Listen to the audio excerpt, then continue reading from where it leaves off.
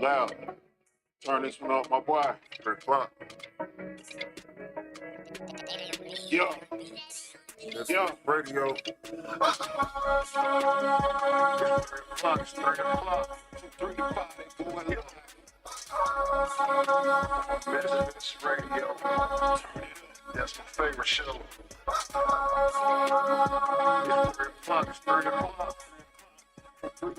Going live. This radio. Turn it up. That's my favorite show. From 3 to 5, they going live. MisFits Radio. Every Sunday, yeah, they certified. My favorite show. New guests this week, ain't no surprise. What you been praying for? If you're trying to take their top spot, you better pray some more. Slick got the camera rolling, lab on the ones and twos. It's a lot they going in the dirt, and so will come for you. This my favorite podcast. You listen, it's your favorite too. Playing all the hits where they in trouble if they play with you. Artists sing your music in, come and get an interview. Tune in every Sunday, cause you know that's what I'm about to do. 3 to 5, they going live, black owned and black operated. Indie hits the mainstream. If it's hot, they gonna play it. I ain't even gotta say it. Watch it back on Roku. Going live on IG or catch the show on YouTube. Tune in every Sunday and catch up on the latest news. Or close your ears and close your eyes, cause that's what all the haters do. All the haters do. What the haters do. WestSide MisFits. Today is just me, Miss K-Lady, and DJLAB, and of course we got Sleep 316 in the building as always. And yeah, this is a show that we didn't know we was having because we thought somebody was gonna be out of town. but I told them when I was gonna be out of town, so they got their dates incorrect. Yeah. Anyway, welcome to WestSide MisFits. We appreciate you all tuning in on this Sunday, great day. I can't say Sunday fun day because that belongs to Shan Jackney. Sunday, great day. Tune in, checking us out, listening, commenting, call in. Call in number is 678-740-9894. You can call in and talk about anything you want to talk about. Just don't be weird. We done had some weird callers on here. We don't want no weird callers. Just be regular. The internet has brought out the weirdos. They weird. They think they Well, regular. when you call in the radio or podcast station, talk about worms in your asshole, you might be a little weird. Hey, you know, that's what the old folks used to say. You eat them nasty ass food and you be messing around with them nasty ass people, you get them worms. Yeah, we don't need to know that. We good on that information. So yeah, we don't need y'all calling in talking about worms. I don't even know where y'all got them worms from, but okay. But so we're gonna do a little hot topics today, and I'm gonna with a dash of relationship. You know how I do. Right. So What's going on, Shan? How Portland doing? Yeah, you liking it in Portland? Is it raining? Has it been raining on you? why I didn't know black people were there. Black people in Portland? Hmm, Man, please. okay. Black people. Portland one of them liberal. One of them. Well, I don't want to say liberal. One of them who do things right. Okay. States, I believe. Okay. But anyway. I figured they had a whole lot of Mormons or some shit up there. But she oh, let me turn up IG. My bad. I'm sorry, y'all. IG wasn't turned up. I be doing a lot back here. Man, you don't know how this operation runs. There's like so many things that got to happen down here in this dungeon that we gotta click this and switch that and turn up this. So I can see the comments? I'm gonna put up that too. What's going on, Shannon? I hope you heard me the first time. I hope you like Portland. I hope you're enjoying yourself. Well-deserved vacation. Hey, Miss Jackman. Anyway. So first thing first. Let's talk about LeBron and his son. Okay. What do you think? Like, what is your thoughts on him getting drafted to the Lakers? They say it's not what you know, it's who you know. Yeah. He knew somebody and he used his power of knowing. If it was me, I would have did the same thing. It ain't no different than people getting in college for people they know. It ain't no different than getting a job through somebody you know. He didn't use it. His dad used it. Hey, it don't matter who used it. The card was played and it was played properly. Now he just got to go out and cut the books and make sure he run all them spades on. He not. How you know he not? He only averaged 2 or 4 points a game. But that's why it took them to the 55th round to get his ass. But the thing is, though, What? the thing is, Michael Jordan got cut the first time he played too. No, that was in college. That No, doesn't I mean matter. that was in high school. We Doesn't did not. matter. Yes. So you don't think he worth the pick? What was it, 55th pick over the first round? Wasn't even in the first round. I think it was in the second or third I don't round. care when he got drafted. His daddy pulled the proper. Now we would have been mad if his daddy hadn't pulled the card. I just We'd be feel like why his daddy didn't help him. You know, the other people help each I other. don't feel like he's ready for it. Y'all just don't be satisfied. Me personally, I don't mind being nepotized. I just don't feel as if he was ready for it yet. Right. That was my only thing. But they said the same thing about Kobe. He wasn't ready. He was out of high school. They said, "Oh, he ain't ready to be in." But then he one of the greatest players of all time. So I mean, it doesn't really matter where your skill is, how you develop as you go, right? It's on the job learning. They do that all the time. I don't know. I just feel like his daddy is putting him in a hot seat for him. Like, I feel as if it was selfish reasons on LeBron's part. What reason could it have been selfish? He could have still used his privilege to get him on. I just felt like he should have waited to do it. Because LeBron was like, he was still playing in the NBA because he wanted to play with his son. Once he played with his son, he was going to retire. But what's happening is, whenever he does now retire, that's going to be over Bronny's head. That's going to be over Bronny's head. He wasn't ready for it, and it wasn't worth it. Y'all putting too much sauce on the taco. It ain't like that. Let me tell you something. It is like that. He still got it, cause to be honest with you, the Lakers could have said hell no. Because they did say hell no. Okay. But he's like, I'm leaving if y'all don't get him. So and then they still could have said what? All right, deuces. No, they could have said deuces. He 38, 36, right? I don't even know. I mean, like, they could have said deuces and got somebody younger who was more ready, as you say, for the job, but they chose not to. He don't own the team. He is a player within the team. So if they thought that they didn't need this person and LeBron James said he was going to leave, they could have easily pulled his card and said, all right, then, deuces. Right? Yeah. Then he probably would have rethought it and said, no. But so it's got to be something there for them to, they can't just say just because LeBron James said it, because there's been many players that other superstar players wanted that they didn't pick. Like when the Bulls was playing, Michael Jordan wanted somebody, I forget who it was, and the Bulls was like, no, they picked Tony Kukoc. So I get what y'all said, but we gotta use that privilege we got. If I'm on the team, or if I'm a coach of a team, and my son is playing, and I want him on that team, I'm gonna do everything I can to pull them strings to get him on the team. It just is what it is. It ain't no different for me if I'm if I'm the district manager of Burger King and my son need a job. Guess what I'm gonna do? I don't care if he know how to flip burgers or not. I'm gonna get him that job. And I'm going to make him the manager. He ain't never been the manager before, but he is not going to be flipping burgers. He going to go straight to the top because I got that power to do so. Right? When you do the same thing? Yeah. Okay, so I don't have a problem. Like I said again, I don't have a problem with the nepotism. I just feel as if he wasn't ready for it now. That was my only thing. I just felt like he wasn't ready for it now. How old is 19? Okay, so when would he have been ready for is my question. When would maybe next year, because you remember he just had this heart attack on the court. Oh, that was him? Yeah. Well, hey, did he get cleared by a physician? Barely. He had to. Barely. Yeah, I don't know. I think we put too much into it. Only thing, like Shan said, only thing we do is wait and see. Yeah. So Shan said we can only wait and see, so that's what we're gonna have to do. We're gonna wait and see. All right. Next topic. Draya Michelle. Uh-huh. I feel as if she always found herself in the damn news one way or the other. One way or the other. So she was dating her she had her ex-boyfriend. Uh-huh.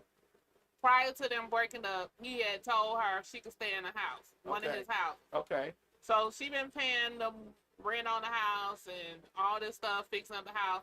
And he told her the money that she was paying towards the rent was supposed to go towards the purchase of the house. Okay. Well, now she gets ready to purchase the house, and he told her no, he's not gonna sell the house to her, and he's probably gonna evict her up out of it.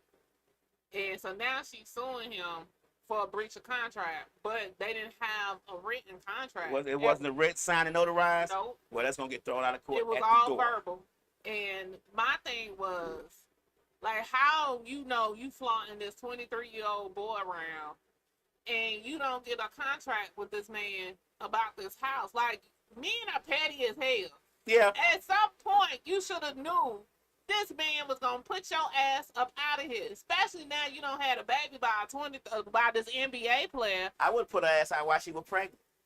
So you up in here getting pregnant in my house that I bought by some other nigga? It's time to go. And I would have had the sheriff come to the house and evict her. like, I don't understand how she didn't think, how nobody told her what she needed to do, and how nobody didn't. They probably did, but you know, that power, that P y'all think y'all got, she probably like, I ain't got to worry about that. You know, he got me.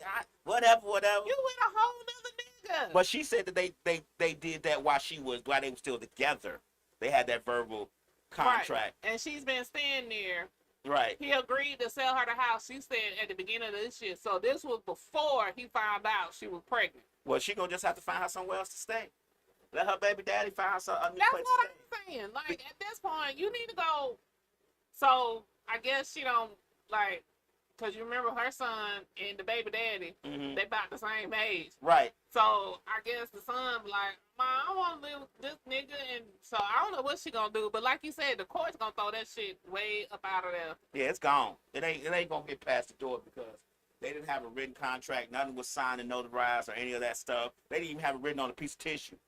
Even stuff written on a piece of tissue that signed can be admissible in court. If you have a napkin, so that's why a lot of business deals in the restaurant, they were like, we'll agree to this, and they'll get a napkin real quick, and both of them sign and dated. As long as you have something written and signed and dated, that shit is viable in the court system. And they didn't have I've learned by Judge Judy. She don't give a damn what you say. Judge Judy. Judge Judy don't care. Judge Judy says it written. Did you have a contract? Right. Was anything signed? Do you have anything? You have a text message or anything? No? Out of here. Yeah. So she should have known better than that just by in general, just about how the world works. But does she read much? I mean, I don't know. What her team, man? Like, who do people be around her to let her know that these are the things that you need to do? I was like, for her to think this is okay, I'm like, I can understand now how she could fuck with a 23-year-old because her mental capacity allegedly cannot be there. I'm just saying. I think the fact that she's been getting over on men for so long, she just figured just one more to get over on. I mean, you know. Okay. You know how y'all women do it. I don't. You do. So let me ask you this. So you talking about women. If you had the opportunity to build the perfect person for you, would they have any flaws? Yes. Okay. Give me 3 flaws that they would have and 3 great characteristics that you would put on your perfect person. 3 flaws, they would be unagreeable. They wouldn't agree with me with everything. Okay. That's a flaw? Yeah, because you can have people that disagree with you and go with it. Okay. They'll be aggressive. Okay, you want to I like aggressive women, but I don't like aggressive women. I don't like crybabies. Okay. I want you to tell me how you feel, but I want you to walk the line on how you're telling me. Okay. You get what I'm saying? Like, it's hard to explain. I like them a little aggressive. Okay. A little bit aggressive, not overly. Okay. And another flaw, I don't know. I can't give you 3. Like, I don't know what the third one would be. Like, I consider regular emotions and attitude and person just being themselves, like they're who they are as a person, not to be necessarily flaw, because we all have things that we do that not necessarily might be something that the other person, our other partner likes, but they deal with us because they love us. So I don't necessarily consider a person's being a flaw, because if you think about those things, there's a lot of things people do that we just don't like, but that's just how they are. Right. So I know things that I just said, aggressive and stuff. I don't think that's a flaw. That's just a person. And Slick talking about with the last comment, we was talking about Draya and the guy says he's salty, and she knew it would be an issue sooner or later. If she didn't know, she's stupid as She hell. know now. She better know get- now. She better get some shit right in writing for that damn baby daddy. Nah, she got a baby. She think it's all good. It's all good. Mm. But yeah, So I don't what would necessarily be your 3 characteristics then they must have? three good. characters. It must be an avid reader because I read a lot, Okay. and I can't have somebody who's not intelligent with me because Can they listen to Audible? I prefer a reader. They can't listen to Audible. No, Okay. I don't think you get the full effect of, like, even me, like, I just switched over to iPads recently. But I always thought a physical book was a better way to read. Don't ask me why, it's just me. That's one of my flaws. Okay. I think physical books are a better way to read on most cases. But I have over 200 books on my iPad. So I can't physically carry around 200 books. And my problem is that I have ADHD. So I might be reading one book for 4 or 5 chapters, get bored with that, need to switch to another book. Okay. Then go back to, you get what I'm saying? That's why I do Audible. So Audible, I tried Audible. I need to, see, my thing is I need to read the words. And if it's a word I don't know, I have to look up that definition. I underline that word. Either I write definition down in another book that I have, or I underline that word and look up the definitions online and paste that definition to that word. Okay. I just need to, if I'm reading a book, I need to know what I'm reading. So if I'm reading a book and I see a word I don't know, I need to know why does that word go right here in that sentence. Okay. I'm sorry. All right. So Reader, creative. Okay. I like a person who's very creative. Like, I like artsy, or I love artsy women. Okay. Like everybody types, them kind of artsy. Just you look at them, you like they weird, but they not like they so artsy. They must love music. Like, they gotta love music because I'm a DJ, so I love music too. They got, and not just like all music, like all music, Okay. classical, everything. They gotta love all music. It's gotta be like when you put on a song that they know it's gotta touch their soul some kind of way. All songs don't do that, but some of them, like for me, they bring back memories and stuff. Like, I don't know, for the last 4 days, I've been listening to Justin Timberlake, Cry Me a River. Don't ask me why. I just like the song now. And I've heard it millions of times. You didn't like it before? But for some reason, I put it on recently, and it's like, it hit different. I was like, what? Look at Jessica sing. Hey, and it's been on I've been playing that thing. As soon as I turn on the iPod, that's the first thing come on. Okay. For those things, yeah. The Slick say aggressive, ugly feet, good communication. Is that her flaws or her characteristics? The thing she don't have ugly feet at all. No, I'm saying, is that her flaws for her person? Yeah, her person. Okay. So And she like them a little ugly too. she want them ugly feet, Aggressive, and aggressive. and a communicator. Wait a minute. Communication. The communication got to. Which one are we doing? Because you supposed to get 3 flaws and 3 characteristics. You kind of. She just gave 3 flaws. Okay, so. She didn't get no characteristics yet. Okay, so what's the flaws again? Aggressive. Aggressive. Well, these might be characteristics then. Aggressive. Because she ain't getting no flaws. Okay. Aggressive, ugly feet, good communication. So those are characteristics. Good characteristics for her. They gotta have ugly feet. I'm so confused. Have ugly feet. Slick, I need some clarity. Why do people gotta have ugly feet, Slick? What does this entail for you? Right. I'm kind of confused here. Hey, she need to explain that. I'm gonna definitely need some explanation. All right, so my 3 flaws are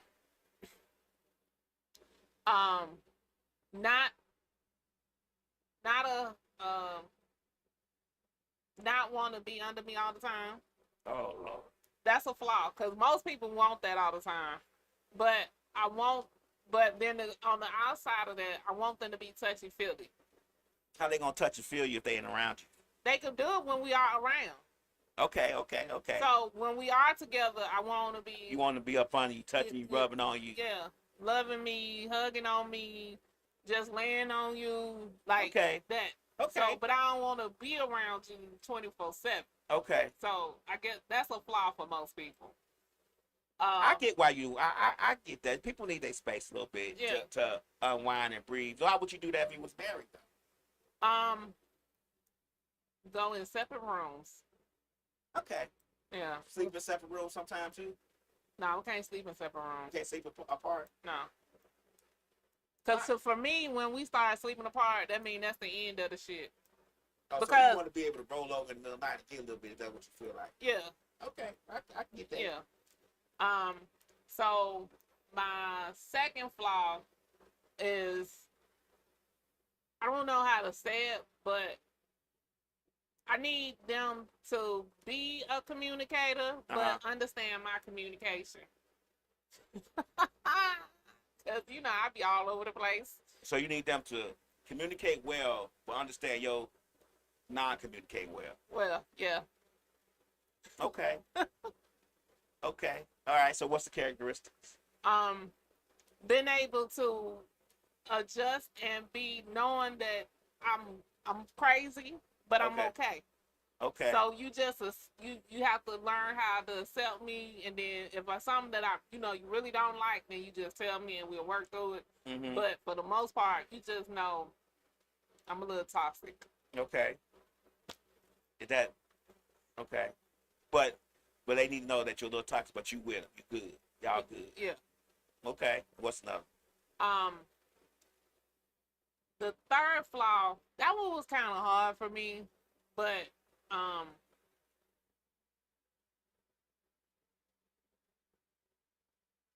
I guess not knowing your third flaw would be not tidy and not knowing how to cook. Okay. Okay. Cooking is important. Gotta eat. But I could cook, so. But you don't want to cook all the time. No. You want to be able to be like, he'd be like, I got you. If that's the case, just take me out to eat. Well, if he just like to cook, he'd be like, I'm gonna cook for you. I got you. Okay. You want to accept that? I will. Oh, okay. But that would be my third flaw. You not being as tidy and. Tidy in what aspect of life? Well, like, you may not clean as often, but your stuff is not dirty. Like, you ain't got bugs and shit in your house, but you know how people just not. Like me. When I come home sometime from work, I take out my shoes and I just set them on the side. And I might take out my clothes and put them in dirty clothes hamper. But I got the shoe boxes right there. I just don't put them in the box until I feel like it. Yeah. But I've been at work. Been a long you may, day. not not necessarily. And I used to be a very stickler for clean. Like, I would clean baseboards and everything. But, people got to know I'm traumatized. My last relationship traumatized. My last marriage traumatized. So I stopped doing that because it wasn't appreciated in my last relationship. Cleaning the baseboards and wiping down doors. I can't stand a dirty baseboard door. It's hard for me to walk past it. But I do, especially when I tell myself, well, shit, if I clean, I'll be clean for everybody. I have a pet peeve about. I don't like dirty baseboards. I don't like dirty blinds.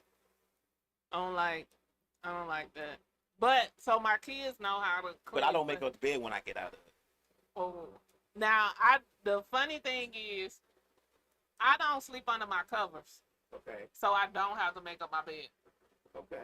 And I've been like that since I was like 11 or 12 years old, sleeping on top of all my comforters. I just have one little blanket that's big enough for me, and that's what I sleep under. My friend, on the other hand, has OCD to the 10th power, making up the bed. Yeah. And like, he makes up the bed every time he gets out of it, and I used to try to help him, and I wasn't doing it properly. I was like, you got it. Yeah, I don't make up beds when I get out. Yeah, now that would be an issue for me. I guess that would be like part of the tidy. Yeah. Because for me, I don't care how much stuff you got around your room.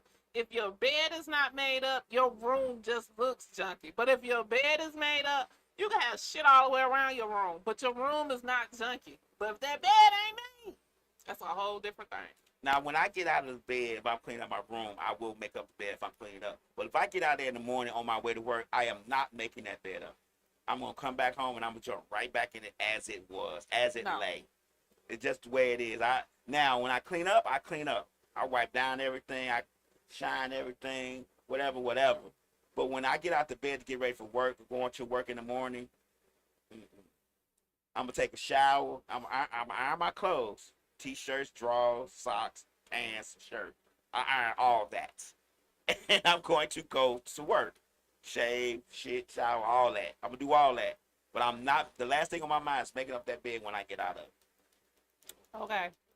And then my third characteristic trait will be just like to have fun. Yeah, that's a personality. Person who could just have fun and adjust to any situation. Yeah. I'm not him. I gotta sit back and watch first, see what the hell going on. Then I may join in the fun, but I gotta see where I'm at first. What type of situation you to put me in. Yeah. Just be able to have fun. Okay. How did Cinderella says, how did y'all feel about the presidential debate? Not sure if politics are allowed. Everything's allowed on this show, Cinderella. So I hadn't got to that one, Everything. but we can go ahead and talk about it. That was gonna be one of my other topics. But we can go ahead and talk about it now. I only gave it 10 minutes of my lifespan. I didn't watch it after 10 minutes because I just felt like it was a downhill battle. Right. But to me, it didn't do Biden any good. He looked so lost. They said he was sick. You can call in. Call in. We'll talk to you. 678-740-9894. Hotline is open. Talk to us. Tell us how you feel. Yeah, Make sure you call turn in. off your background stuff, though, because that feedback's on us. But talk to us. Tell us how you feel. But they said he was sick. That's why he was having a hard time talking because his throat was messed up. I don't know if he really was because I feel like every time he's up to speak, he damn sick. And I just don't like the fact that, man, I don't care if they roll that nigga out there in a casket. I'm still voting for him because when you have another presidential candidate that real racist and white nationalists feel but that's you on know, their for side, some reason, they love him. as a We people, look over that part. they keep looking over that. And so me and my mom was talking about it this morning before I came in. And like, I don't think people really understand. Like, he's really trying to become a dictator. He wants to be like, They don't care. he wants to be like Putin over in Russia. And I forgot John Ching Lee. Kim Jong-il, whatever his name Yeah, is. him. He wants to be like that. And I don't know how people are keep missing that point. I mean, he's to the point to where, you know, and don't get me wrong, people have been racist for a long time in this country. That's not something that's new. But when you have a presidential candidate that those people feel like they're on their side, I say no to him. I don't care what he didn't give us no stimulus check. Congress passed that because the economy would have failed if they hadn't. Because we was in a whole pandemic. Right. And then people are talking about all the changes that are happening. A lot of those changes were put in play when he was in office. Mm-hmm. But he wrote a lot of policies, and a lot of those items have now taken effect because he put them in play. But you know what? The other people, the other side of the coin, can vote for who they want. But I don't know why black folks want to support that. And they adamantly, I'm sorry if I'm saying it wrong. Sometimes my mouth gets screwed up. They are adamantly supporting him. They are supporting him very hard. They really do think he's going to do something for him. And I feel like it's so much deeper, but it's just my opinion. Which way are you leaning? Which of your opinions? So much deeper as to what side? What are you talking about? Talk about it. Don't be about it. Don't talk about it. Deeper how? Because every politician has had a bad bill they support. You know, they say Biden supported the crime bill with Clinton. Okay, Clinton supported that bill too. So, you know, they said that Biden did certain other things back in the 60s and 70s when he was a senator or something. You know, don't forget Trump said to unalive them folk, the Central Park Five. I mean, if we want to go back to old YT people who did things against black folks that were wrong, you might as well line all of them up in Congress and the Senate that's over 60 or over 70, 40 probably at this point. 40, and then there won't be anybody in office. I think. So those are aspects of things. I think that we need to. And don't get me wrong. If black folks and middle class white folks and poor white folks got together and realized that a lot of the things that we all want, as far as a decent place to live, a decent wage to live by, good health care that's affordable, housing that's affordable, and just to take care of our family, food that's affordable. If we all realize that that's all the things that we want are the same, things would be a lot different. Because to be honest with you, people say these are the choices that we have, but we have to realize that in the political system, we didn't pick these two choices. They were given to us, and they were given to us, and then the aspect of the commercials and stuff were put out so we can feel like we chose them. We didn't choose them. There was no pre-election to choose them to be the president. They just said, I'm running, and that was it. And people gave them money in order to convince us that we chose them. People don't really think about that stuff. And they, and then I know during the debate, he was like, he was going to end the war over Ukraine. But the only way he can end the war over Ukraine is if we stop sending them money. If we stop sending them money, then Putin's going to take over Then the war's going to be over, yeah. Yeah, then Putin's going to take over. And I don't think he cares about that. And that's the part that people are missing. He don't care about that. Putin is going to take over Ukraine, and then he's going to go all the way down. Because Putin wanted to be how it used to be, how all those countries were under one group. Russian Empire. So that was doing Ivan, that was doing. But that's what Gorbachev, I think, that's what Putin wants, and guess who's helping him? This little orange man. He's not helping him yet, but he wants to help him. He wants to help him.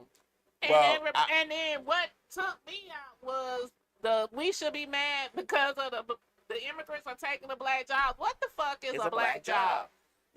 Menial jobs. They said it in code. It's menial jobs, because a lot of times when the immigrants come over, they take menial jobs first because they're trying to build something to get their family over here, and then they build something together as far as a business is concerned. But they'll do anything. Why do you think the oranges and Publix and Walmart look so bad now? Because a lot of those people are not in Florida anymore because the laws against minorities in Florida are so bad that they moved away. So there's nobody picking these oranges, and Apple's not saying that that's the only job they can do, but that's who usually does it. They come over, they pick the oranges, they do all the stuff that we do, and they knew how to do it well to where we didn't get what we get now. Because a lot of oranges and stuff that we get in the produce section, I don't know if people even pay attention to that stuff, but I do.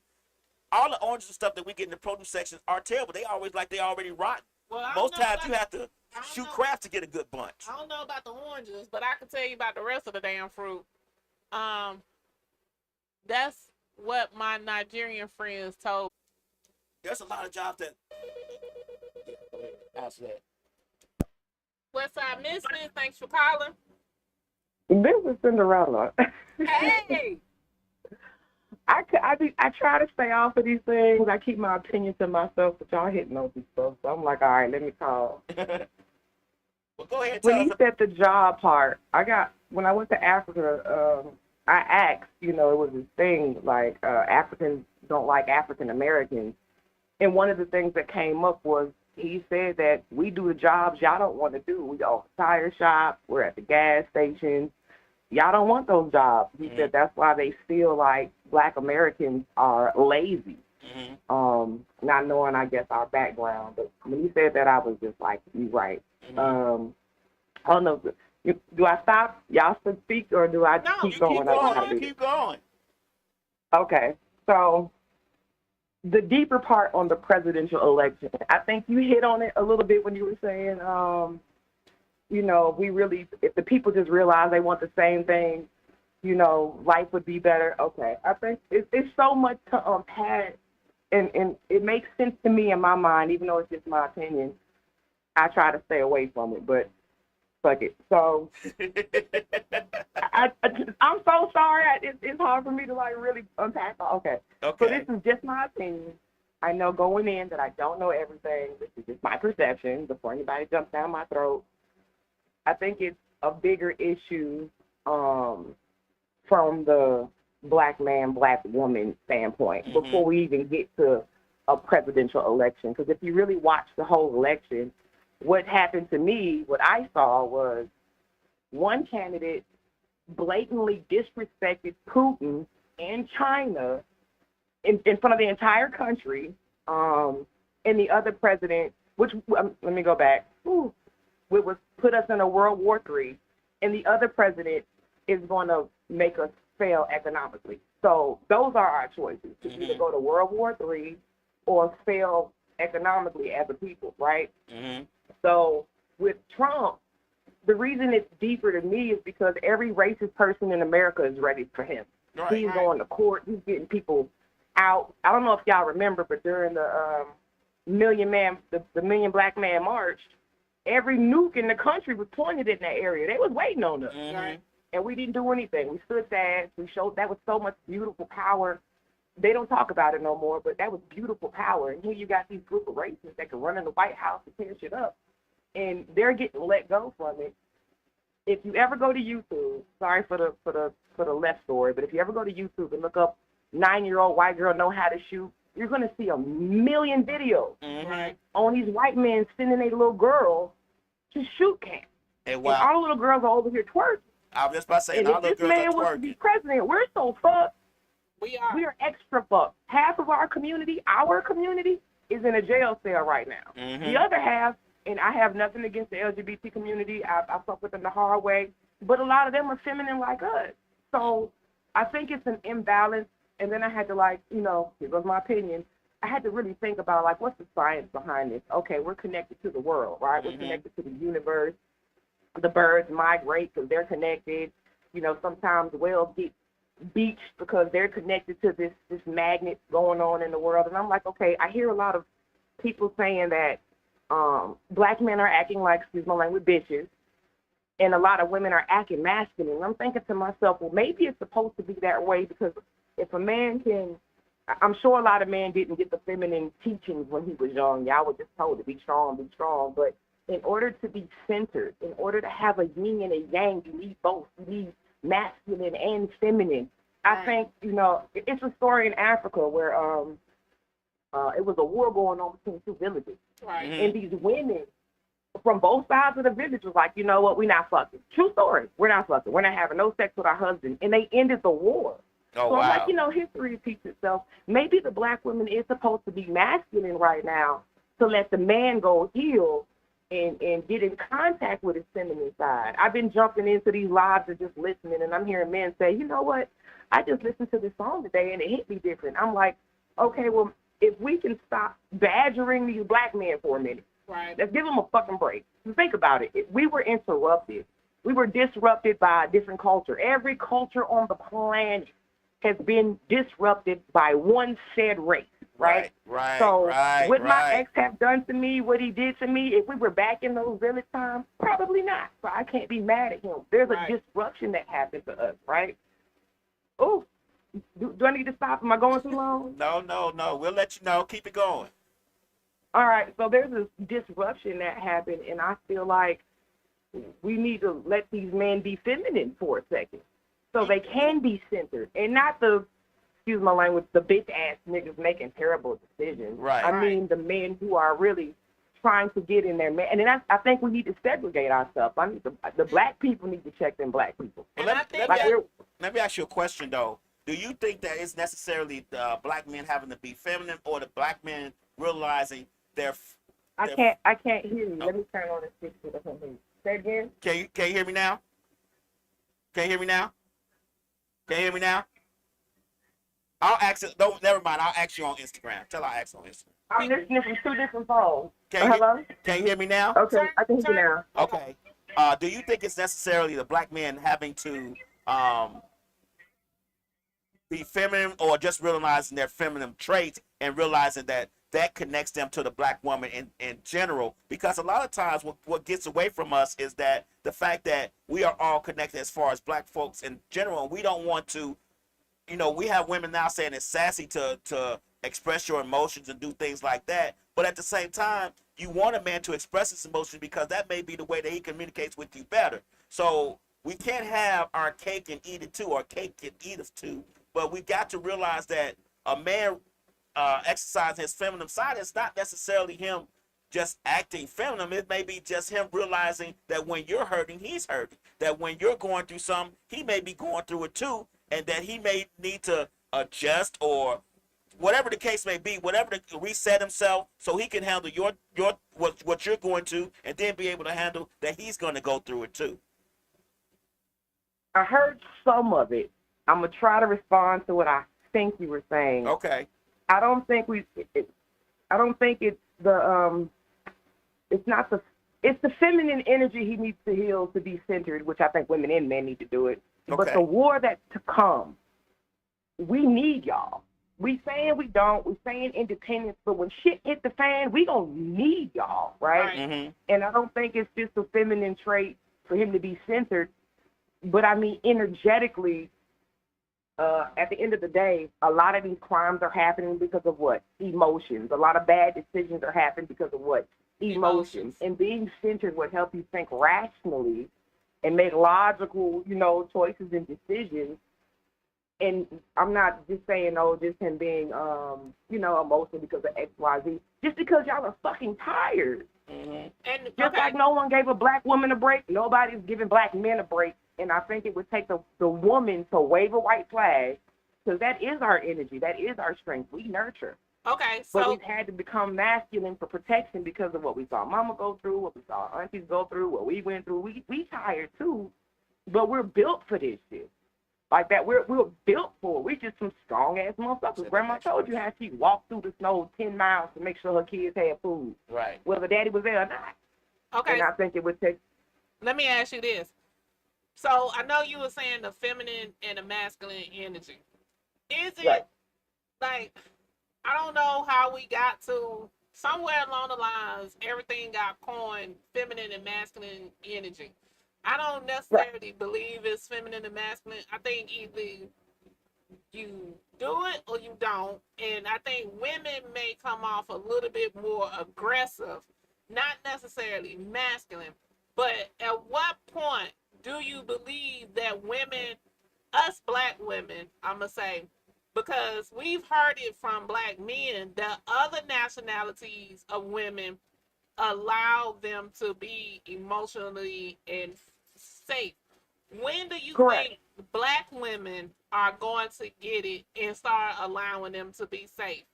Like, at what point do you think we will wake up? I know some women do it, but on the general and on the masses, we do not. And I've even had conversations with some coworkers in regards to it, and they are keen to whatever a man tells them in secret. When they get mad at them, they'll throw it back in their face. So at what point do you think we'll wake up and we'll get it and typically be like how we were previously, I would say, because that's how we was.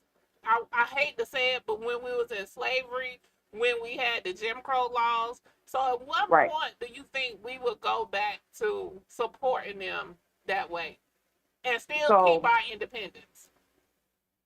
So, once again, just my opinion and perspective. I'm an Army brat, right? So I was raised in Germany, Alaska, Hawaii. I suffered a culture shock 20 years ago when I came to Atlanta. It was a culture shock. I went from being a part of a unified group of many rainbow colors, and I saw the structure of the household. And then when I got to Atlanta and became, a civilian, I was in shock. Nobody liked each other. I didn't have I can't remember a racist incident I actually had to go through. But I know all the situations I went through that were bad were with people that looked like me. So it would have to be somebody popular making it popular. And it's hard to do when people don't know they're being used. It's hard to do. I had a friend come in here last night and say that his 13-year-old is listening to Sexy Red. Now, I don't knock anybody's music. I've been behind the scenes for 20-something years. I don't judge it. But my 15-year-old can't hear that shit, right? But it would have to be made popular by somebody's popular, but they're not doing it because they're going to lose those endorsements. They're going to lose them. People don't want to speak. Real leaders from the future that could fix all of us, well, not fix it, but guide all of us, they're scared to speak. after slavery, we were taught that, hey, you know that leader you had, Malcolm X? Yeah, we killed him. That Martin Luther King you had? Yeah, we killed him. Like, that seed was planted. You got to be real careful about either planting seeds in somebody else's mind or hearing people plant seeds in your mind. So a lot of black men probably don't even want to speak because, number one, like I said, they weren't taught how to deal with both sides, the yin and the yang. I know you say that you don't believe in feminine and masculine energy, but we're just going to use those terms right now just for a definition. Right.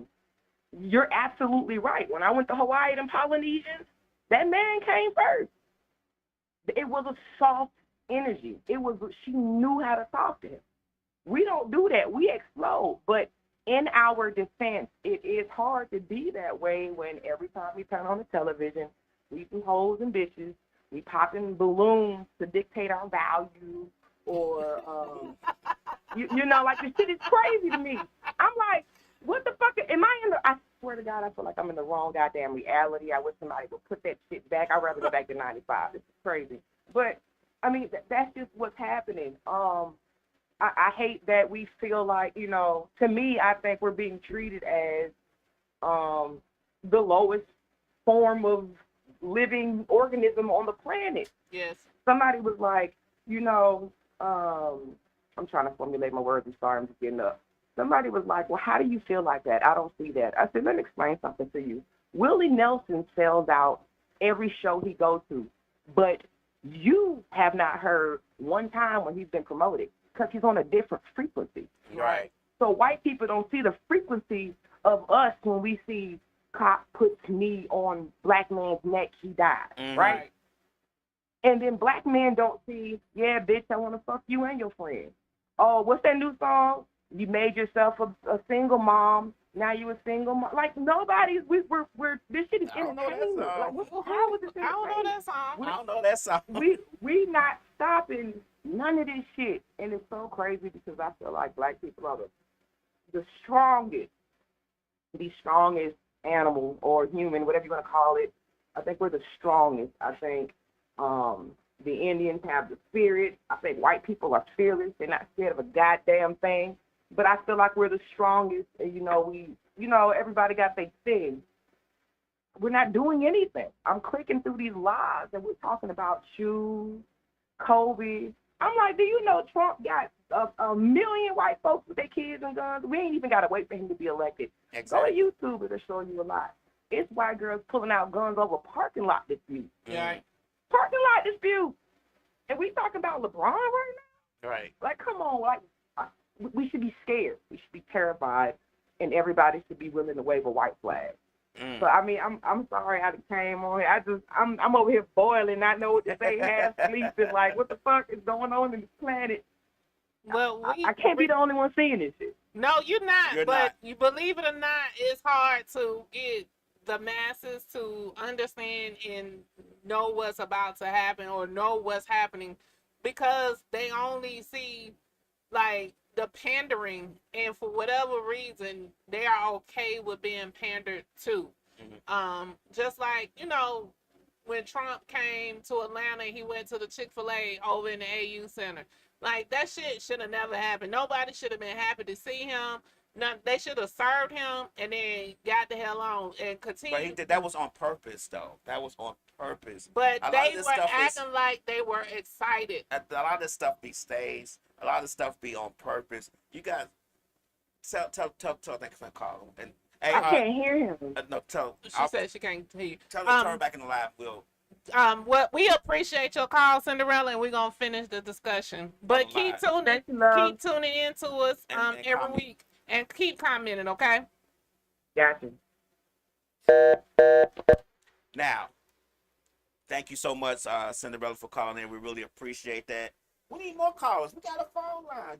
Use it. Y'all can call and talk about anything on this phone line. We don't have a censor. Now, social media may censor you. But we not. We can't do nothing if the social media cuts off. We don't own it. We just use it. But you can call in here and talk about anything. There's nothing off limits.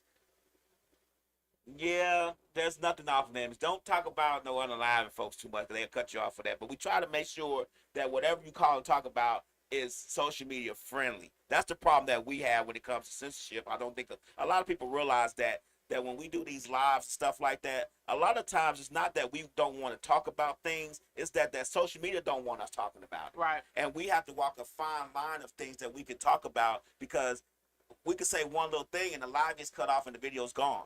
Or shut down on YouTube or shut down on Facebook just because we said one thing. I mean, like right now, we are banned on Facebook for 28 days going live because I really don't know why we are. The community guidelines for a lot of this stuff is so widespread. Like the community guidelines runs a gamut of things. You get what I'm saying? Right. And they change them as they see fit. So what happens is something that may be permissible today may not be permissible tomorrow, and then the live gets banned. So it's not that, I don't think for us anyway, I can't speak for anybody else, but for all the shows that we do, it's not that we don't want to talk about things. Sometimes I have to censor things to keep us from getting blocked on other things.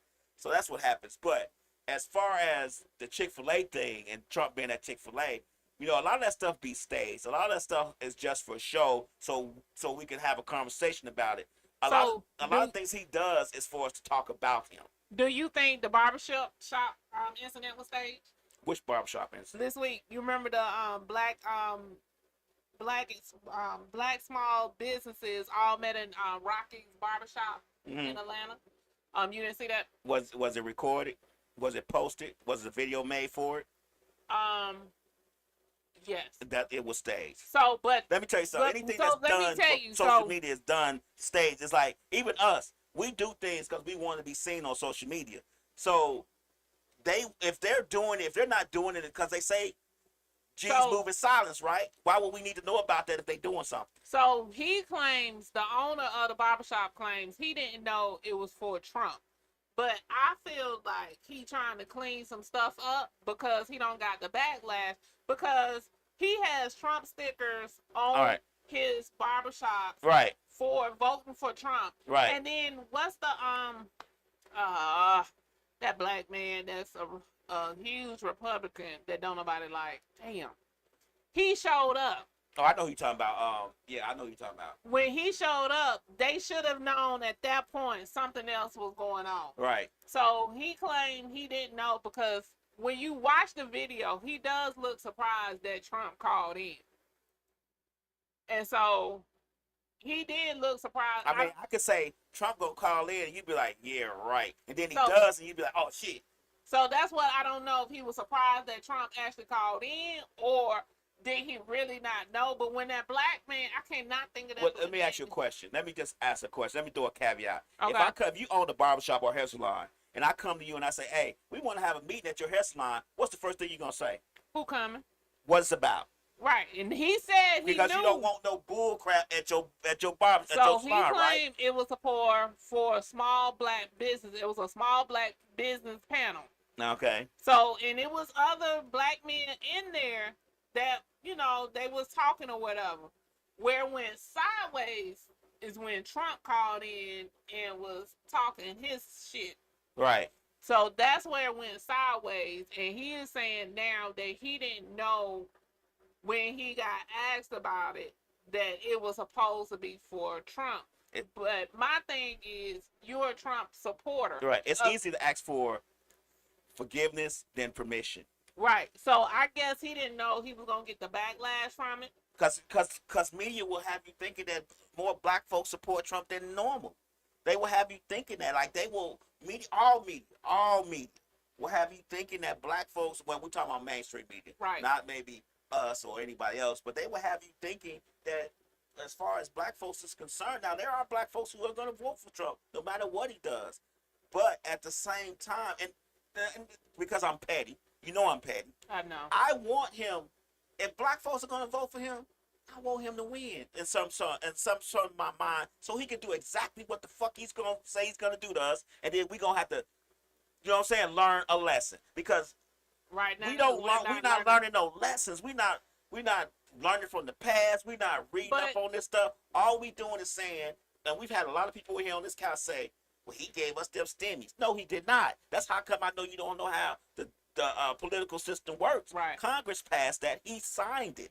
That's all. He's just signed it, which any president would have done. And we've been getting checks from every president. So they mad because Biden didn't give us a check. We don't need that. Look, I like the extra money. Even if he did try to give us a check, Republicans would veto it. But my thing is, when you give us a check, we gotta turn around and pay taxes on this bullshit. Give me the check free and clear, no taxes, no nothing. No. But you give me the check if you get the check, because everybody didn't get the checks. So if you get it, right, then like y'all only want us to spend it and stimulate the economy. Y'all want us that's to go what it's shopping. for. I understand, but that's what they want us to do. You want us to go blow it on some shoes, on some red bottom, on some purses, on some bullshit, instead of giving me money so I can start a business. Thank you. And give it, because, you know, trying to get a small business loan or a small business grant is the hardest shit to get. Let me tell you something, and Cinderella said something like that when she called in. They think us as the lowliest people. They think that all they have to do is give us a little bit of this, a little bit of that, and we gonna flip. You get what I'm saying? And we do. And a lot of times we do, but they think of us as so lowly that we're not intelligent enough to read between the lines of what's going on. But if we're proving them they are correct, because that is exactly what's happened. Because when you listen to callers, or when we listen to people that talk about it, or previous callers we've had, they was like, well, you know, Trump gonna do what he say he gonna do. And that's right. Trump gonna fuck us up. That's exactly what Trump gonna allegedly. do. Allegedly. We still gotta say allegedly, because allegedly, you know, them Trump supporters are real petty. And that's, go ahead, I'm sorry, finish. And we, like, when he became president, he allowed the racism to stand. All these racism people, they were closeted. Now they standing up and out and proud. Then the third thing is, they had the whole thing to go to the White House. The, what they call that shit, the whatever they called it, when they stormed the White House and was burning it up and all that stuff on January 6th. That's all I know it is called, January 6th at this point. Right. But if it would have been a whole bunch of black people up in there, oh, we would have got the electric chair and everything else. We got picked off from the roof. They not doing nothing to them white people. No, they call them patriots. But that is crazy. They call them patriots because they stormed the White House, the Capitol. They call them patriots. Hey, and it all depends on what shade you are and what and they what did it on Trump's order. Right, and this all depends on what shade you are. I think a lot of times, black folks need to realize that we have no win in this election, and that we need to come together as a collective and try to do better for us. And I think the people our age and older need to realize that our time is up. Our summers are limited. We need to get stuff in place for our children and our children's children's children, because anything that happens now is going to affect them later. And right now, our children don't want to vote for neither one of them. Right. Which I get it. They want, but they still need to. They want to vote for the libertarian or the conservatarian, whoever the other damn person is, which is not going to help nobody, because it's going to take away votes. It's going to take away votes, and that's the part that people don't realize either. I think, like, if you vote for that third person, you're actually essentially voting for the person you don't want to vote for. Right. In some aspects, because the third person is not going to necessarily win, and you're giving away votes that way. They're not going to win. So that's what generally happens on that. But I was going to say something. I think I lost my train of thought. Dang it. Sorry. I think a lot of times we get so caught up in the trivial things that we don't realize that things are a little bit more deeper than what we see. And as long as we are divided as people in general, as long as we put our mindsets on twerking and Sexy Red and Draya and LeBron James and his son, as Cinderella says, and focus on things that really have no effect on our everyday life, then we're all going to be doomed to fail. We have so much power as a collective of creators, because regardless of what people think, everybody want to be us. Everybody want to style like us. Everybody want to getting their sing booties like us. They want to tan like us. They want to play sports like us. We are it. You get what I'm saying? Right. And the fact that a lot of people have made us think that we're not is a sad state of affairs because we are it. Everything that we've done has been stolen. I'm just gonna put it out there. From music, country music, everybody saying, "Oh, country music." No, it's not. No, country music Sorry. was started by black people. Right. So everything that we've done as black folks has been stolen. And the more that we realize that this is the case, the more that we realize how strong we have as a collective. Because to be honest with you, we are better as a collective. But as long as we have these stragglers pulling us other places and we are willing to go along with them, and that's the purpose. That's the purpose of having people pull us along. It's so the unit won't be strong. Right. If you have, dissent in the unit, it won't be strong. So the purpose is right. The purpose is to have us liking Sexy Red. The purpose is to have our children twerking, not reading, and learn how to go to gun range and do stuff that their children are learning. I mean, think about Japan. These people go outside every day, work out, do gym, do figure out problem stuff as a recess problem. Like, this is recess. This is not classwork. They're going for recess to figure out configurations and how to solve problems at recess. Right. And we don't even have recess anymore because we're so focused on Damn, we teaching. No, we don't. I don't think a lot of kids have recess anymore. Oh, damn. So you don't have that part. And even if they did, they wouldn't be going outside figuring out complex problems at recess. They'll be going outside twerking. So, and I blame us as parents. I blame us as grandparents. We allow these things to happen to our children. We allow these things to go forward with our children that we didn't think it was going to have any significant effect, but now it is, because we are raising grandchildren that are violent, that are angry, that don't know where they're going, don't know where they're coming from, don't realize, how to get ahead. So they're doing whatever they need to do to get ahead, or figuring out what they need to do to get ahead, which is be on social media, try to be viral, try to do this. So that's all the things they're doing, which is nonsense. That doesn't, I mean, that's the world we live in today, and we all try to, don't get me wrong, but there's got to be a better way. Right. We got to figure that way out. Well, I don't think we want to figure that way out. You don't think so? I think we do. I don't think so. Because I think the voices that want to are just not as loud as just the think voices about that it. don't. Okay, so take this for instance. So I started watching Bridgerton Okay. on Netflix. Right. So, and it's in regards to, it's showing like how we were in Queens, we were ladies. I watched Bridgerton. Well, I'm telling for the people that don't. Oh, okay. So they show us in our color.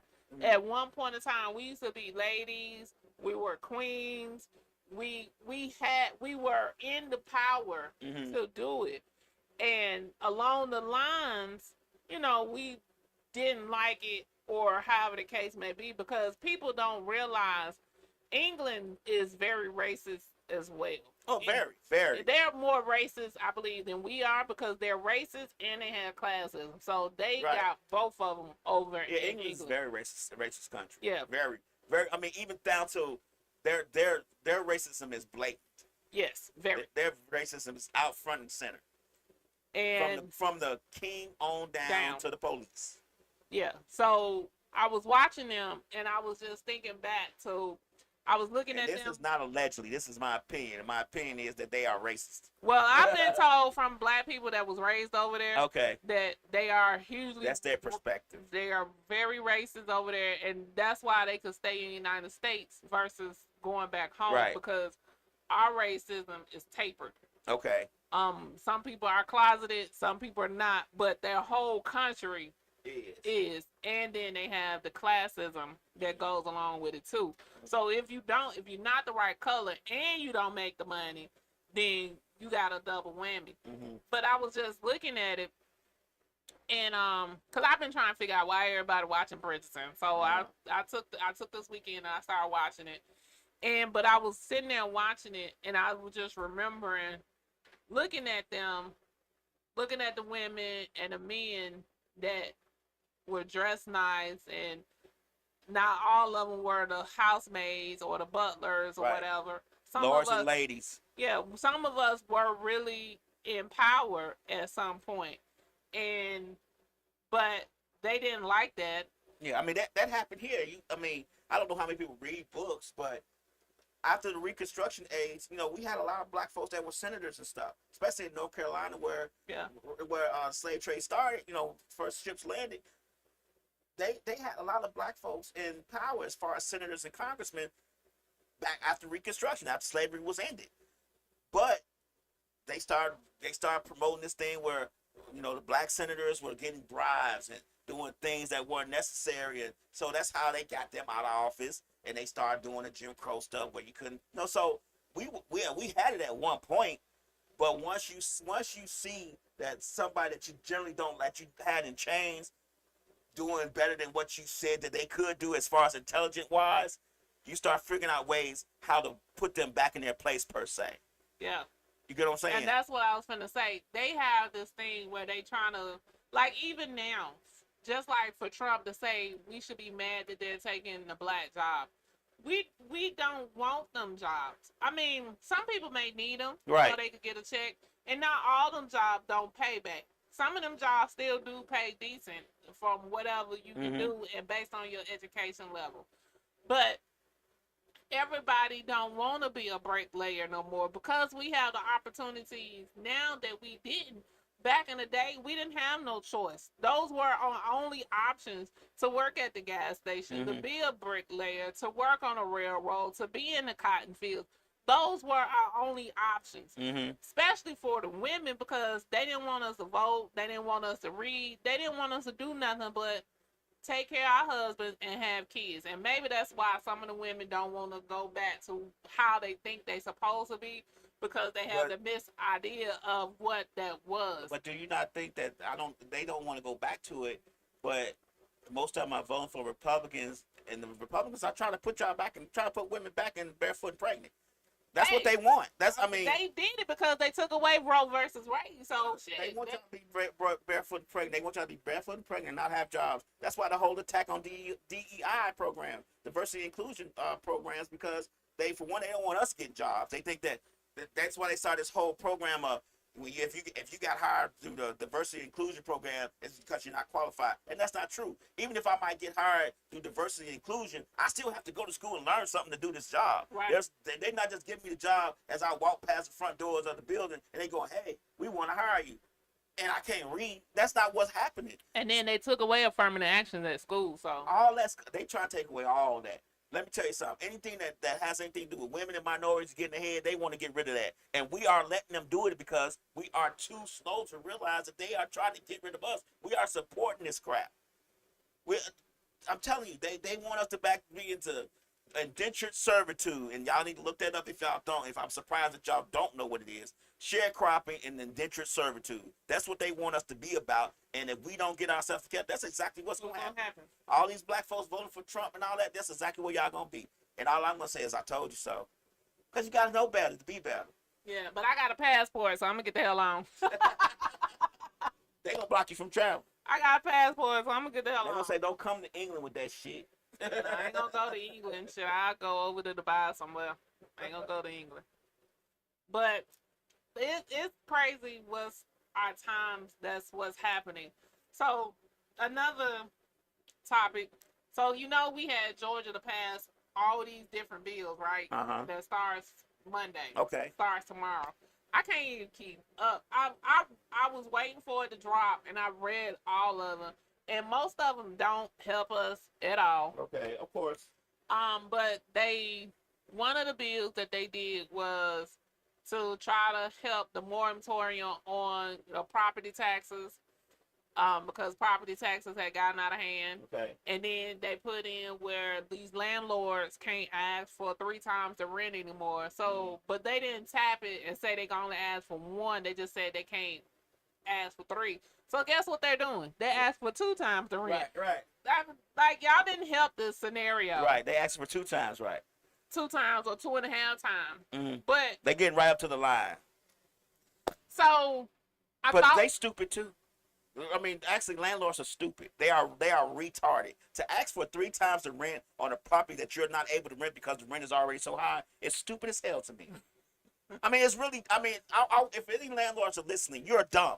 If you're asking for 3 times the rent from someone who probably makes $2,000 or $3,000 a month, and your rent is $2,000 or $3,000 a month, and you're asking for 3 times that rent, from their income, your apartments are going to be empty forever. And I pray to Jesus that happens because you're stupid. They got some new apartments that they're building over by Greenbrier. Okay. So with those apartments, you can't make more than $45,000 a year. Okay. But you got to make 2.5 times the rent. And how much are the apartments? So the apartments was like $1,100. See how stupid they are? See how stupid they are? So see, I was looking at it and I was trying to figure out, like, how you fix math? Stupid. You can't fix stupid. Sorry, you can't fix stupid. So you can't math. The math wasn't mathing. So if you added it up, you had to make exactly $45,000 a year to afford the apartment. Mm-hmm. That's what you had. And you couldn't make over it. You can't make over $45,000, and you can't make under $45,000 because you $1,000 a month. Because if you make under $45,000, then you're not gonna basically qualify for the 2.5 times of rent. Mm. So you actually gotta make $45,000 to get these apartments that's over here by Greenbrier. And everybody was like, we don't understand the problem with Greenbrier. The problem is they're not putting up gates for these apartments. Then they built some townhomes. I think they either on Cascade. No, where are these townhomes at? On Campbellton, they built some townhomes down on Campbellton. Mm-hmm. They own Campbellton. They're not on the back street. Mm-hmm. They are sitting on Campbellton, and they want, I think, like $200,000 or $300,000 for them. Right. Those are not gated. So everybody was like, well, we need to take over and go back to our communities because they used to be a good community. Key word, used to be a good community. Right. If you want me to come back to my community, I'm going to need some things put in place, like some gated some gates. Gates don't typically keep people out. I'm going to need the gate all the way around. I need some barbed wire. I need where only one car come in at a time, not two, because, a lot of these gates. You know the 3 times of rent thing. You know what that was about, right? Keeping us out of certain areas. Yeah, but shit is keeping us out of the black area, too. But, because it's white folks that own these subdivisions. White folks own these apartment complexes and subdivisions. They're not going to change their rules just because they're in a black neighborhood. They want that. They definitely want 3 times rent if the neighborhood is a bad neighborhood at some point. But that whole 3 times rent thing was started once the red line stuff was gotten away. They was like, okay, well, we can't red line really technically anymore. So we're going to start asking for 3 times rent because we know most minorities don't make over 3 times the rent. Right. You get what I'm saying? In the individual month. So all those things are in place to keep us out. I don't get to why we don't understand this. Why do we don't get it? I get it, but shit, everybody else don't get it. Slick said she need a jail. She need a jail for what, Slick? Jail? What's that? Anyway, yeah. I don't know. Okay. But yeah, I don't get why people don't understand that 3 times the rent thing is put in place to keep us out. Right. Plain and simple. Anyway, once they will get it, it'll be too late though when we get it, but we'll get it. That's the problem. Every time we do get something, too late. It's too late. They put our asses on a whole boat. It was too late.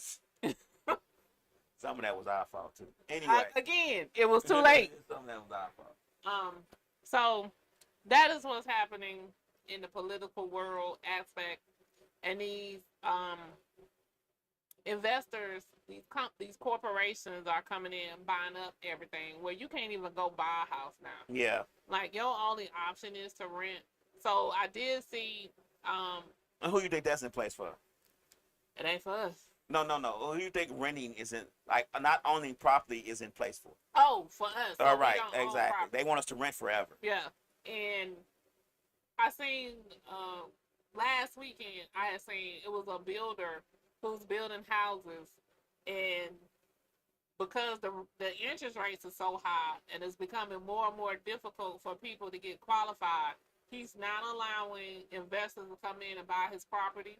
He's gonna sell you the house under him, and then you got like at least like 5 years to buy it back from him to be able to do what you need to do. But he was like, enough is enough. Like, people can't even buy houses no more. Right. And so that's what he was doing, and it was in a black neighborhood, so I was surprised. Yeah, these.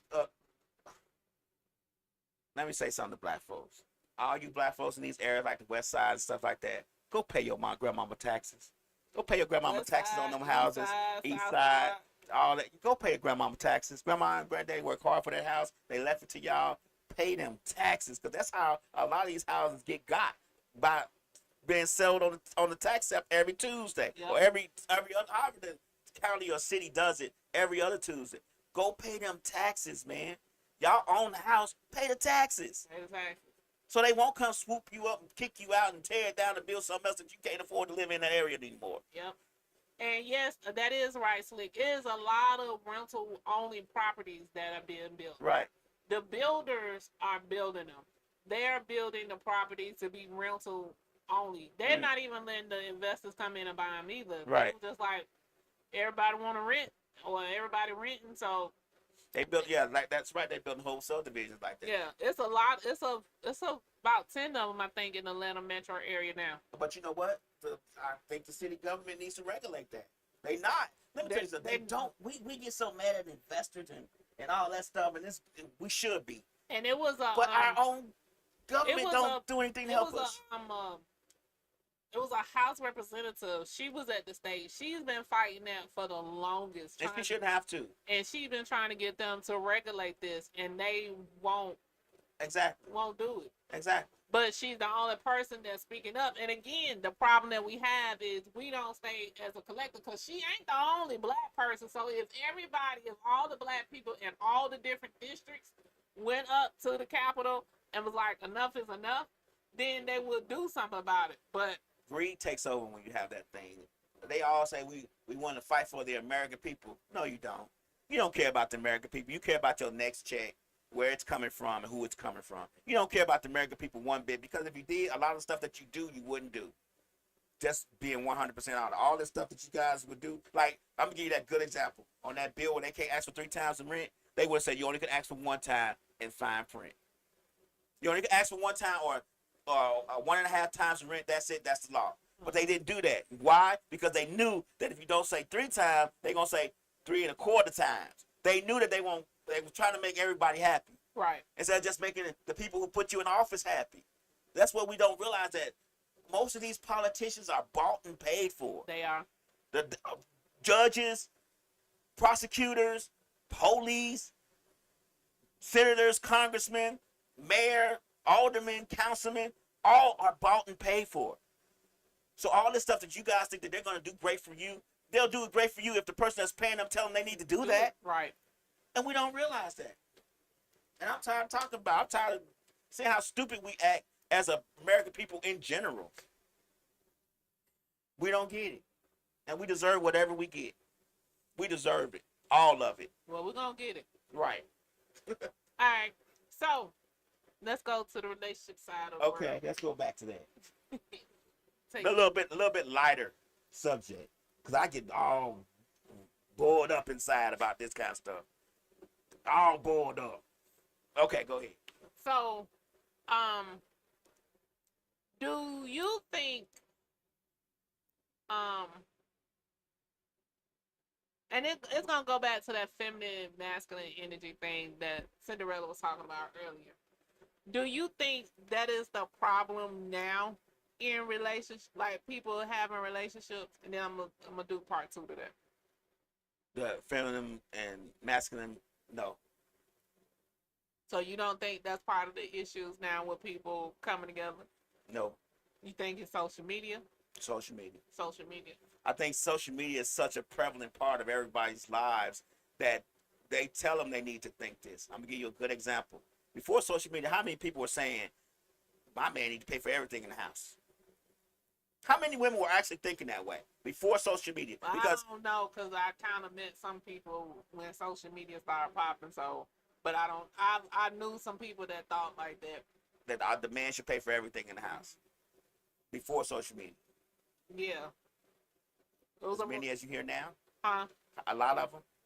Yeah. Well, the people personally that I knew, I ain't gonna talk about the masses. Right, on right. social Just media. people personally. People personally that I knew, they really did think that men should pay for everything. And we used to have debates about it, because I was like, if a man pays for everything for you, that gives him the power and control Over you. Right. and a lot of times they couldn't understand it. So, so the people that I knew personally prior to social media, they did feel that way, and they were raised that way because a lot of women. Just think about it. A lot of our grandmothers and stuff like that, if they had a husband, they did not work. So it wasn't so, and a lot of times I think people get it misconstrued that they didn't work because they was at home taking care of the kids, and we didn't have daycare like that. We couldn't go get Right. a black woman to be our nanny and breastfeed our damn kids. Right. Right. So a lot of the times, I think the images and the thought processes have gotten misconstrued along the way. I don't think they realized that when our grandparents was coming up, the reason why the woman didn't work is because she wasn't allowed to. Because she couldn't get no jobs. Black women couldn't get jobs like that. She could only be a maid and a nanny. Right, and some people didn't want to do that. Right. It was better to take care of the children and just do that and take care of the man. But the difference is, while we talking about that, they took care of their man. Right. They did as and what the man said most of the time in that house. I mean, I know my grandmother. I didn't have a traditional grandmother. My grandmother don't have no homemade recipes. She ain't made no apple pies. She barely knew how to cook. And this is my great grandmother too. She had 9 children, but she worked. She worked. I've always known her to work at the bank around our neighborhood. Like we had a bank up the street called Riverdale Bank in Illinois. And she worked at Riverdale Bank for a very long time. But she wasn't a traditional, now she took care of my grandfather. That's the difference. Like she took care of my grandfather. She did his manicures. On Saturdays, she soaked his feet and she scraped the dead skin off his feet, cut his toenails. How many women you gonna see doing that? You know what I'm saying? So even though it wasn't traditional. I don't do my own feet, though. Exactly. I don't do my own feet, though. I go to the salon and pay them to do my feet. So I will pay you to go with me to go get your feet done. Right. But this is my thought process. If I don't do it for myself, I can't do it for you. So if She didn't do it for herself. I'm just saying. My grandmother didn't do it for herself, but she did it for her granddad, for my grandfather. I'm just saying that's the difference. Like, even though she wasn't the traditional grandmother, right. Even my great grandmother wasn't traditional. My great grandmother worked, but she was a maid and a housekeeper. That's what she did for a very long time. People want the attention from social media. That's what she did for a very long time. My great grandmother was a nanny, maid or whatever for rich white folks on the north side of Chicago. That's what she did. My grandmother was a maid. Media gives you. Then people want the attention social media gives you. Oh, okay. Yeah. Let's break it up, Slick. 2-part sentence. But we got it now. So I just feel as if, and the people don't understand.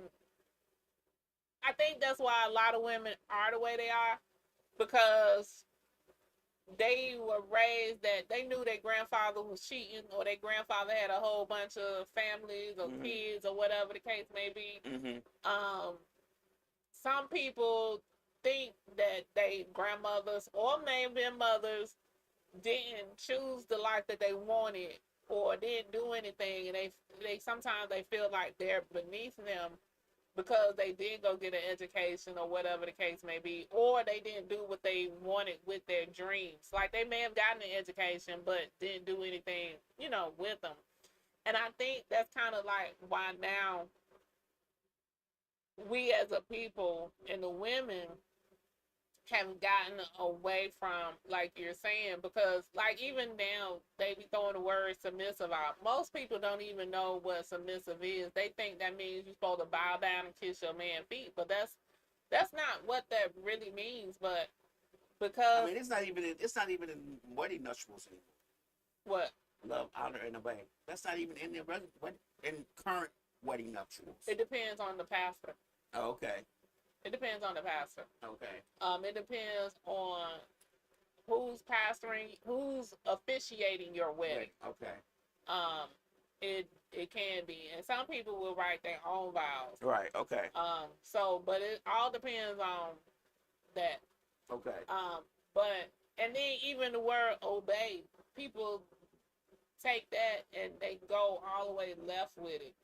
I just think I don't know. I think people need to get with their higher power, whoever that higher power is.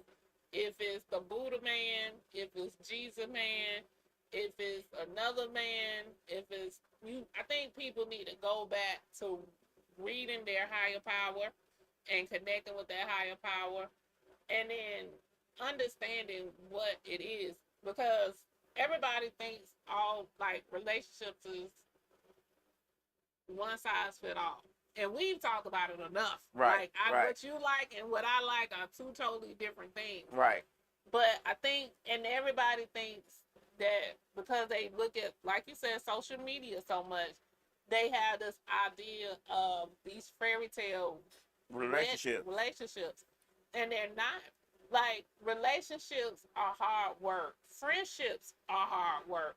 The ships in general are hard work. And I feel as if you be with somebody, this is just my opinion, and that shit is easy as hell. There's something wrong with that. It's something wrong. There's something wrong. Like, somebody don't give a damn about something for real. They just, I do, yes, okay, whatever. Because a relationship should take some level of work. Now, it shouldn't be like, I hate you type of work and we can't work through this. But it should be some level of work, because you all are two different people and y'all learning each other. Like you were saying earlier, like your flaws and your characteristics and just some shit that you just don't like that I do. You like, damn. Right, but y'all have to know how to come together as a collective to know that those things shouldn't overpower the relationship y'all trying to build. Like, I just don't think people understand what relationships are really meant. It's really meant to be work. I mean, it's really meant to be, because the work makes you stronger in the long run. It makes you be able to weather the storms. If it's just easy from the beginning and the storm really happened, you're not gonna know what to do. Right. So a relationship is supposed to be a little bit difficult, and you would want it to be a little. You don't want no, like I said, I don't want nobody just saying yes to me. Give me a little feedback. Give me a little friction on it. Make me feel like I work for a little bit. I mean, that's just how I always been, because I feel like a yes person eventually will get tired of saying yes and then do something that's gonna fuck up the whole thing. So we gotta have a little friction. We don't need to necessarily agree on everything. Like you say, some things you like, I don't like, but we have to know how, if we was in a relationship, come together on those little big things and see how big they are. Like, if I was with somebody and they didn't like sex, we can't be together. You know what I'm saying? Like, I already know I'm not going to be able to be with you because I'm going to cheat on you. And why put you through that? Right. So if you don't like sex, then I can't be with you.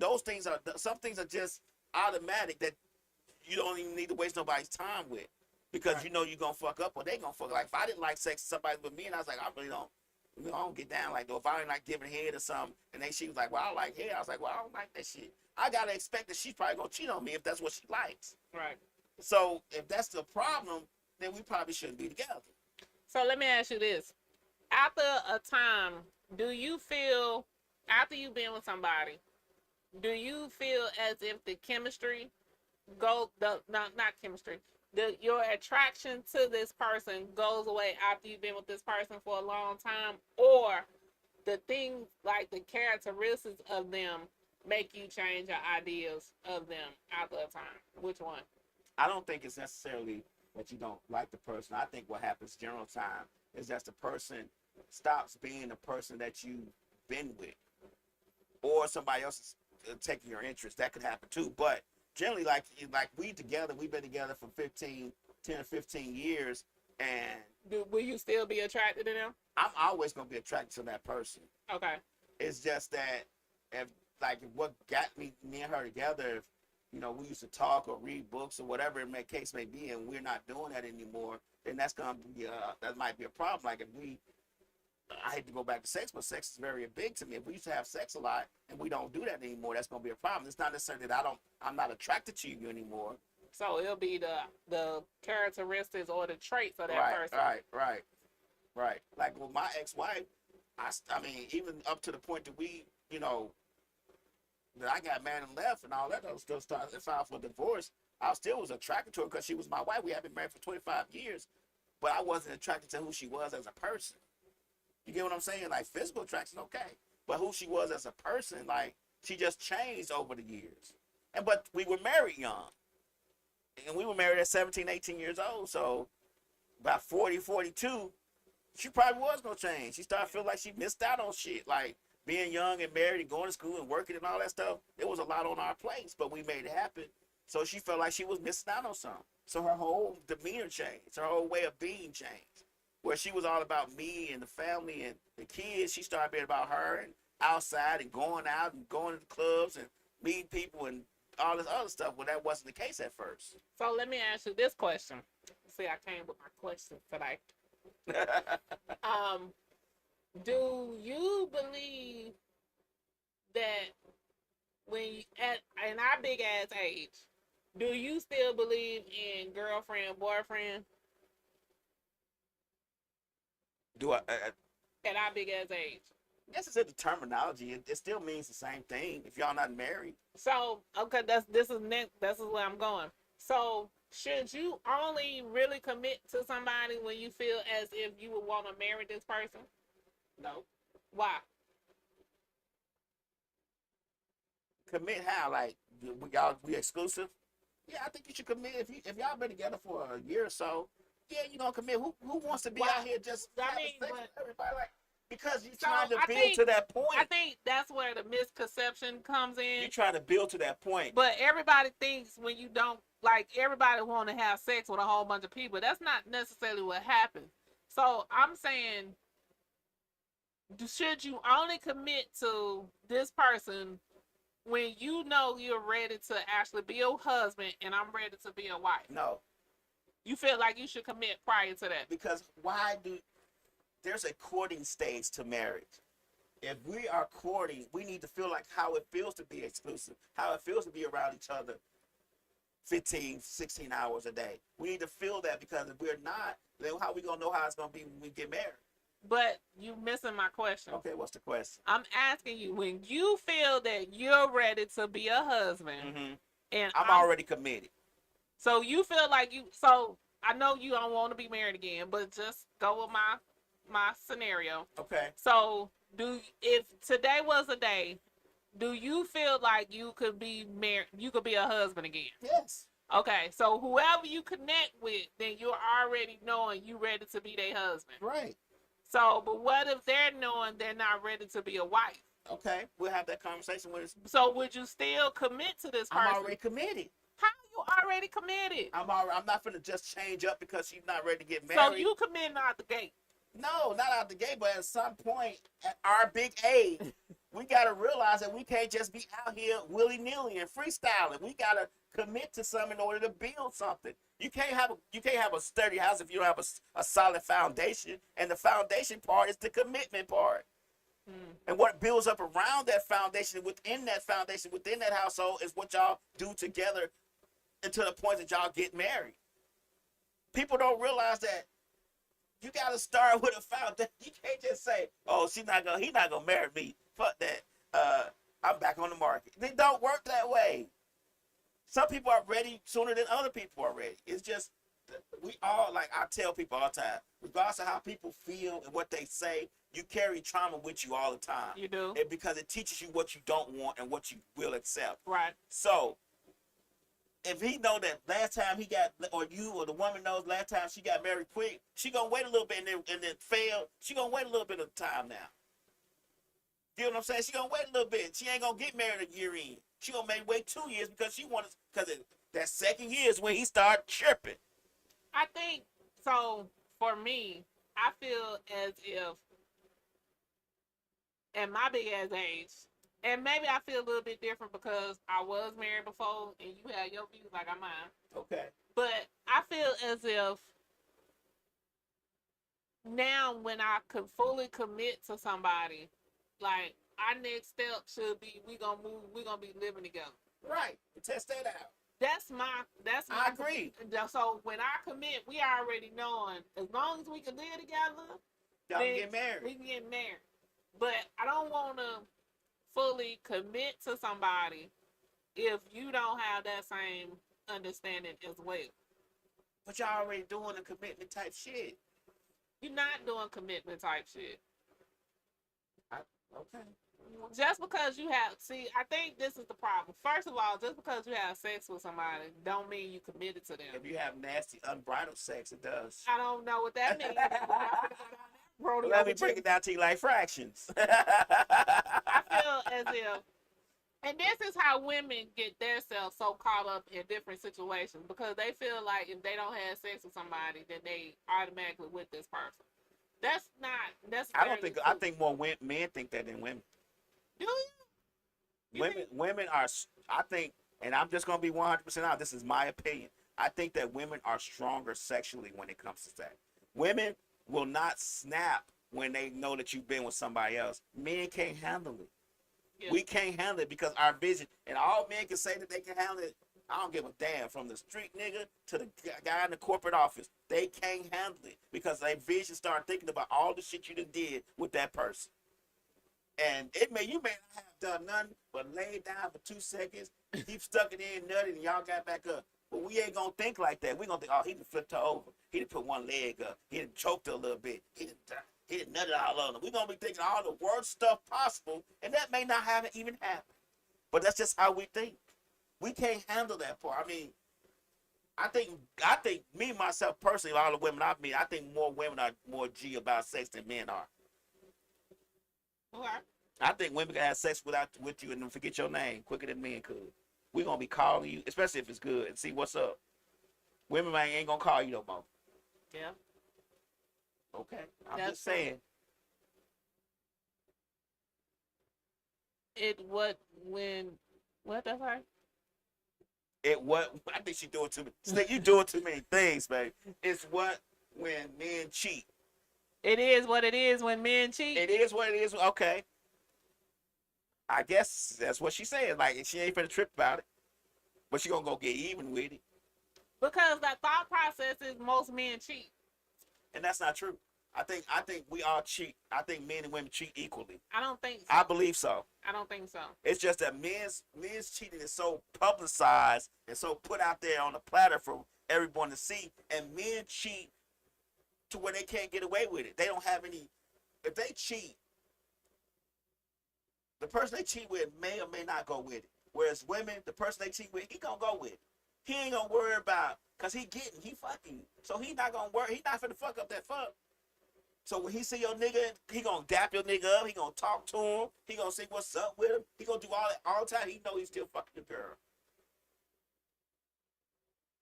Whereas the woman may be like, "See, you know I'm fucking that nigga." Like, it's gonna get around some kind of way. No, well, the women that don't want it to get around, they're very. I think women cheat better than men. I will give you that. But they do cheat. I didn't say women didn't cheat. I said women cheat better than men, and men cheat more. Men cheat more than women do.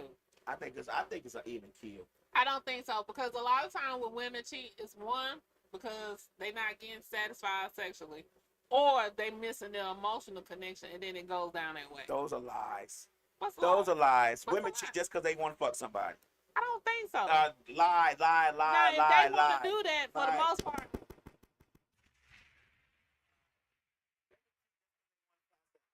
Meet somebody and be like, hell yeah, I'm gonna see what he working with. And you smile it because you know it's fucking true.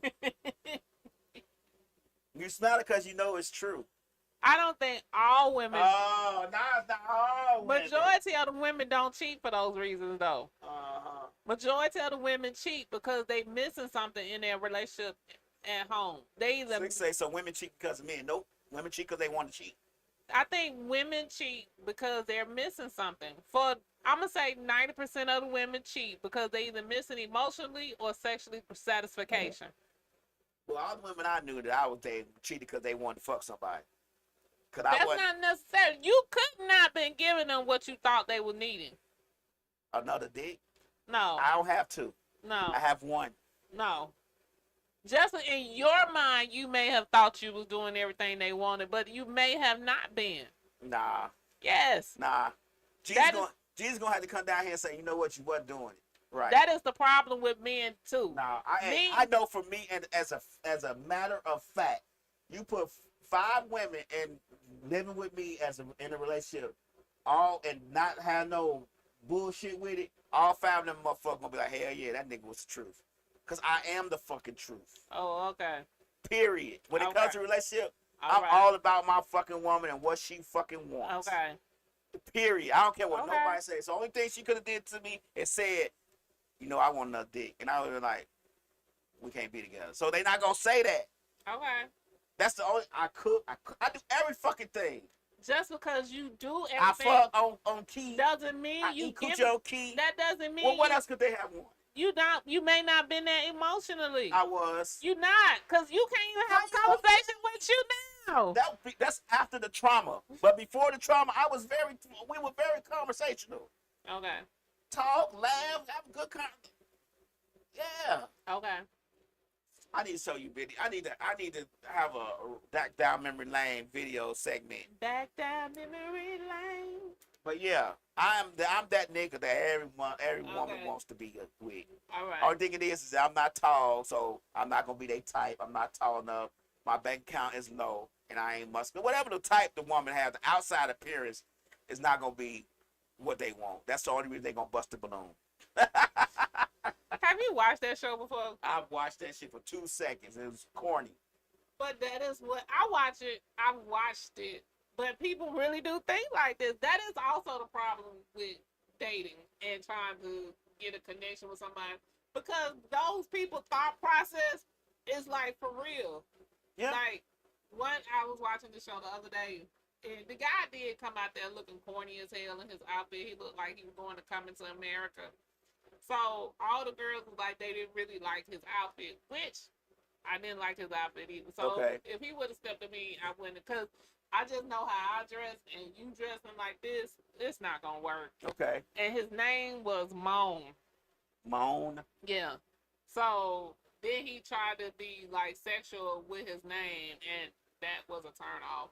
So, but I was like, this is how people are really going out here dating though. Mm-hmm. Like, people are really doing this, because I've known back in my serial dater era. Where was that, last week? No, last year. People do come off weird. Like, people are fucking weird out here. People are weird. And then you have to get people to understand, however you went out on this date with this person yesterday, I'm going to need you to have a clean slate. And no, I'm not who you went out with yesterday. I'm a whole different person. So what I like... You still going to get that business, though. No. No. You still going to get that business. No. But anyway... I don't think nobody has a real answer when it comes to relationship. I do know that social media has muddied the water a lot.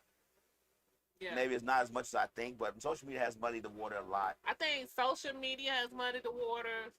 I think in Atlanta, with us having all of these fake bodies, and we got a bottle girl everywhere now, I think that has muddied the waters here in Atlanta. Think so? On the women's side. Because... like, now people, like, I understand people want a hustler. Like, you know, you want somebody that's going to go out to get their money or whatever. But now, like, you got everybody want to be a bottle girl nowadays. Because they going to make money. Who aspires to be a bottle girl? Shit, a lot of motherfuckers aspire to be a bottle girl. Because you don't necessarily have to be a stripper, but you're going to still get the same amount of money that them strippers going to get if you're a good bottle girl. Okay. And, you know, they call the waitresses now in the clubs and lounges bottle girls. So they're not waitresses. They bottle girls. They're bottle girls. The only waitresses if you're like Old Charlie's or Applebee's or Ruby Susan. If you at... those are waitresses. Those are waitresses. Okay. If you at the U-Bar or somewhere else like that... those are bottle girls. You're a bottle girl. So that's where the difference lies. And because you got to remember, when people have them sections now, because every club got or every restaurant, because, you know, they don't even call them clubs anymore. They're restaurants and lounges. Yeah. So, you know, they all got sections now. And, you know, people be buying the bottles and everything like that. You know, they go around with the little flashers. And Oh. so that's why everybody's now called a bottle girl. Mm. So, but if they're a good bottle girl, they can make good damn tips. Okay. And if you got a nice body to go with it. Like if my kids weren't grown, I think I would go and be a bottle girl on part-time. Your kids are grown, so you can't go do a bottle girl No, part-time. I can't. Why? Because I can't have my kids' friends seeing me in the spots. Please. It's bad enough my kids' friends be seeing me out now when I go out. Like, You just doing what mamas do who got grown kids. I understand. But if my kids was good kids on the weekends, I would be a bottle girl. Because they make good damn tips. Just try it one time and see what happens. I'm alright. I'm alright. All right, hey y'all. We talked about a lot of stuff on this show. We had Cinderella called in, We did. gave us a bunch of good information that we need. We talked about the debate and election, and we talked about relationship shit. Shit y'all need to know about. Y'all need to get better at this thing, man. For real. And you gotta realize your relation, what works for you, this is the problem. What works for you may not work for the next person. What you will accept, somebody else may not accept. What you like, somebody else may not like. You have to do what works for you. Be happy. Know what you want in a person. Know what you don't want in a person. And understand that shit is not gonna be at 1,000 every day. Like, the nigga may piss you off today, but you still want to fuck with him tomorrow. Like, you have to be okay with this. Yeah. So, but it's been real. You got any more things you want to talk about today? Nope, I'm good. All right. Well, do we have you high yet coming Yeah, on? you had that coming on next. So they'll be on about 6:30ish. Ish. And then on Monday we got Dosed Up. You're right.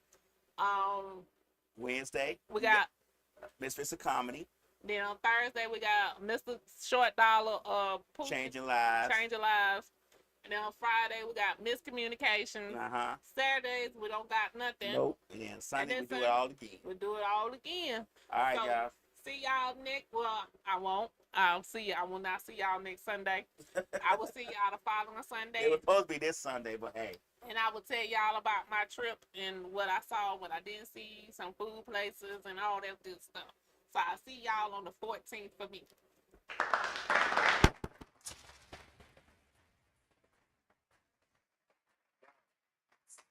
My wife,